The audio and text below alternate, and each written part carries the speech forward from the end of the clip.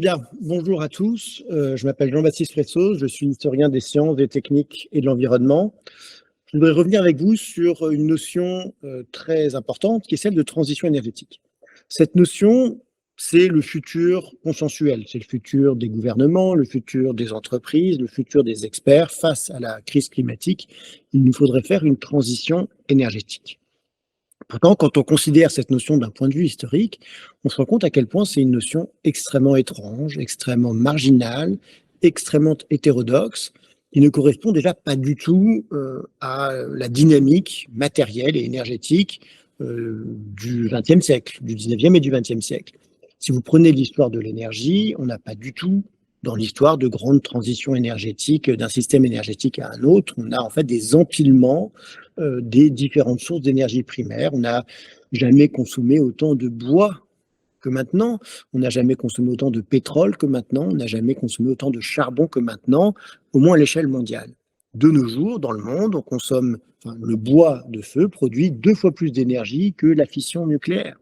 De nos jours, le charbon produit la principale source de production d'électricité.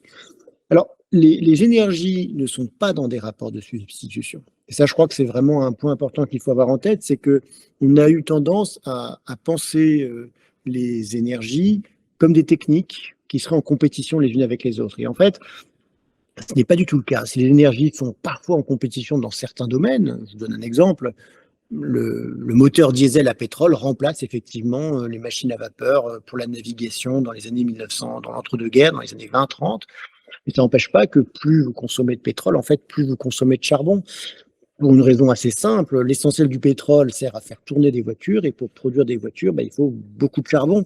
Dans les années 30, il fallait 7 tonnes de charbon pour faire une voiture, il en faut 3 tonnes d'ailleurs actuellement. Et donc 7 tonnes de charbon, c'est à peu près autant, si vous voulez, en poids que le pétrole que cette voiture va brûler durant sa durée de vie.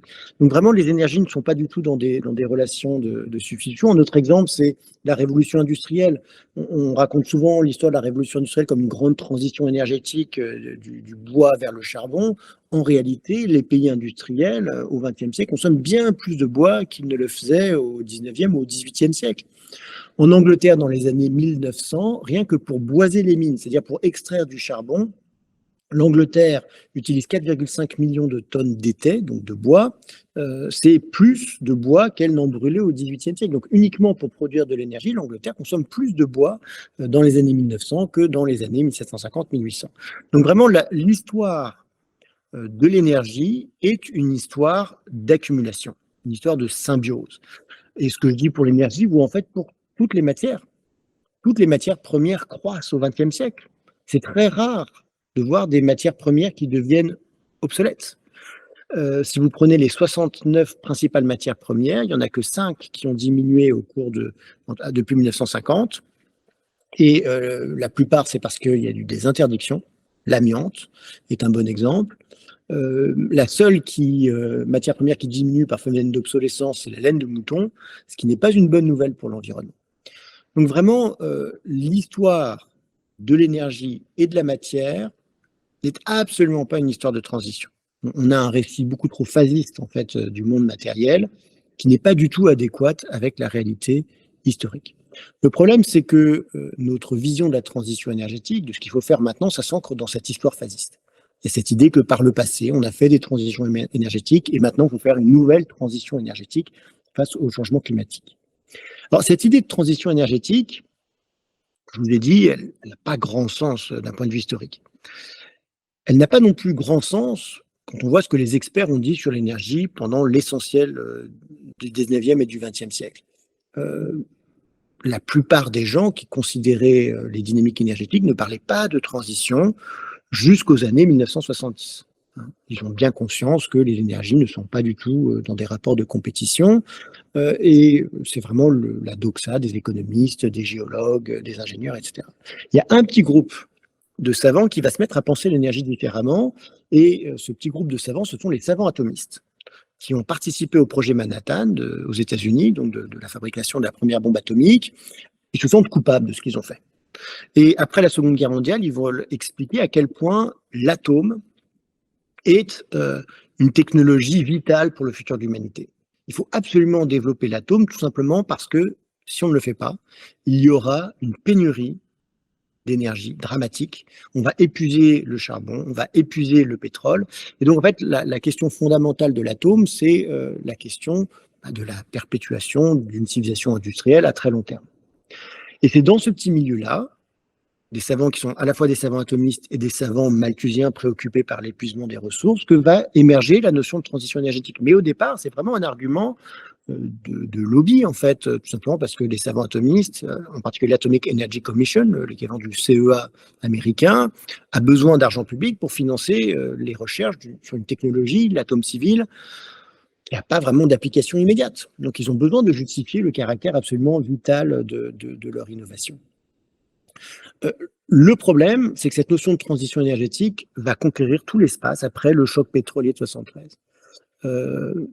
Après le choc pétrolier, tout le monde se met à parler de crise énergétique, et la transition énergétique est la solution à la crise énergétique. Il y a un grand discours de Jimmy Carter en 1977 qui dit voilà, les États-Unis ont fait deux transitions par le passé, l'une du bois au charbon, la seconde du charbon au pétrole, et maintenant faire une troisième transition. C'est à ce moment-là aussi que la question du changement climatique commence à s'imposer dans l'espace public américain. Dans les années 1979, 1980, 1980, il y a toute une série de rapports et de discussions au Sénat sur le changement climatique. Et on voit très bien comment la futurologie de la transition énergétique, qui au départ est issue du nucléaire, va devenir la futurologie qu'on emploie face au changement climatique. Et pourtant, les deux problèmes n'ont absolument rien à voir. La transition énergétique telle qu'elle était envisagée par les savants atomistes, c'était un processus de très long terme. Et puis, elle aurait lieu sous l'aiguillon de la rareté. Au fur et à mesure que le pétrole et le charbon coûtent très cher, on développerait les technologies nucléaires. Et puis, ça aurait surtout lieu dans les pays riches. Le changement climatique est quelque chose de beaucoup plus vaste. Déjà, c'est à l'échelle globale qu'il faut faire une transition. Il faut aussi décarboner l'agriculture. Et puis, ça doit avoir lieu en quelques décennies, en 3, 4 décennies au maximum. Et donc, le problème, c'est qu'on a transféré cette futurologie extrêmement bizarre de la transition énergétique liée à la crise énergétique, liée à l'épuisement des fossiles, à la question du changement climatique, où là, la transition doit se faire sans l'aiguillon de la rareté, avec tout plein de ressources et en utilisant des technologies qui ne sont pas nécessairement compétitives. Il m'amène, pour conclure, à la fonction profondément idéologique de cette notion face à la crise énergétique. Évidemment, la notion de transition énergétique a été le futur des pays riches et des pays industriels. Au début des années 90, quand on commence à discuter à l'ONU du changement climatique, c'est très clair, les États-Unis, qui sont à ce moment-là les premiers émetteurs, disent, je veux dire, c'est surtout eux qui sont incriminés en quelque sorte par les pays pauvres qui subissent le changement climatique. Ils disent, voilà, on va jouer la carte technologique. On est les premiers émetteurs, on est aussi les leaders technologiques, donc on va faire la transition énergétique. Le problème, c'est que cette transition énergétique, autant dans l'électricité, on commence à avoir des technologies qui commencent à être intéressantes et compétitives, je pense aux panneaux solaires et aux éoliennes. Le problème, c'est qu'est-ce qu'on va faire de toute cette électricité renouvelable? Si c'est pour faire exister le même monde technologique et matériel tel qu'on le connaît maintenant, c'est-à-dire un monde où il y a 1,6 milliard de voitures, où on consomme 4 gigatonnes de ciment par an, et 1,7 gigatonnes d'acier, alors on ne résoudra pas le changement climatique. Tout simplement parce que les énergies sont en symbiose. Vous pourriez très bien avoir beaucoup d'énergies renouvelables qui induisent une consommation accrue d'acier et de ciment, des technologies qu'on sait qu'on ne décarbonera pas à l'échelle. Malgré le discours sur l'acier vert, l'hydrogène ou le ciment vert, on n'est pas du tout à l'échelle. Par exemple, pour l'acier, les entreprises Hybrid et Arcelor qui proposent de faire quelques millions de tonnes d'acier à horizon 2030. La production mondiale d'acier, c'est 1,7 gigatonnes. Donc, on sait qu'on ne décarbonera pas ces technologies. On sait qu'on ne décarbonera pas l'aviation.